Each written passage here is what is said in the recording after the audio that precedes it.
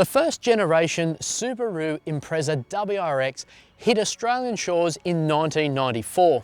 It was instantly recognised for its value for money, all-round performance, and offered a driving experience like nothing else in that end of the market. So now let's take a look at the original turbocharged pocket rocket.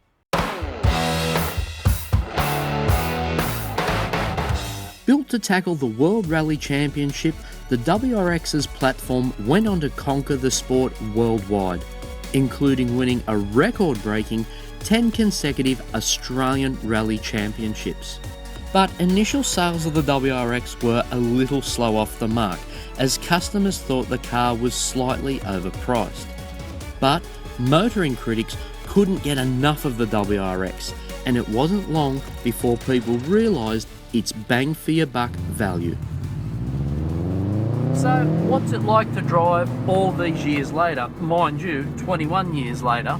Well, it's actually still pretty good. The first thing you notice when you get in the car is that bonnet scoop, which sort of cries, I think this could mean business.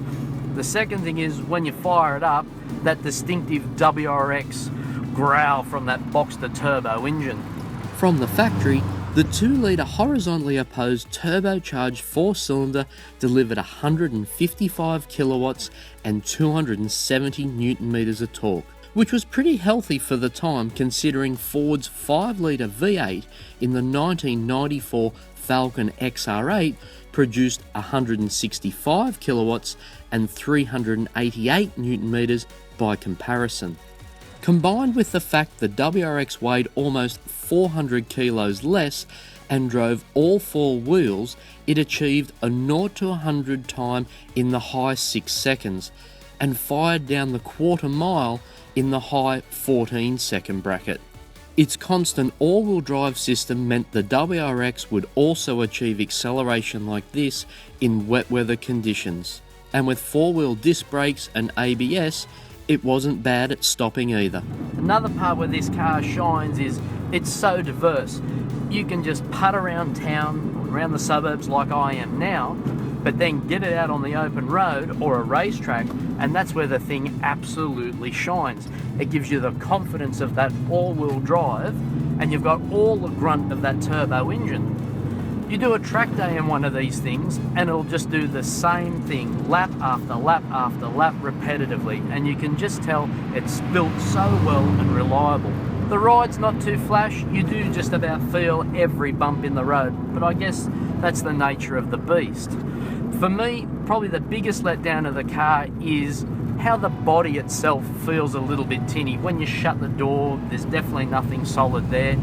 As for the interior, well, it's pretty bland to be honest. There's not much going on in here. Even gauge-wise, the standard gauges, you've literally got a tacho, speedo, fuel gauge and a temperature gauge. Nothing exciting at all. They did add a Momo steering wheel, which is a nice touch, and the seats themselves, they got good bolstering and they're pretty good to sit in. So all these years later, I've got to say it's not perfect. It does have its faults, but in a nutshell, it's a hell of a lot of fun to drive still. And for a 4-cylinder, it's got a noise you never get sick of. The WRX's appeal was so strong it became a global phenomenon, not to mention one of the world's most modified vehicles. It really did start a new era of performance cars. That's what makes the original WRX a true classic.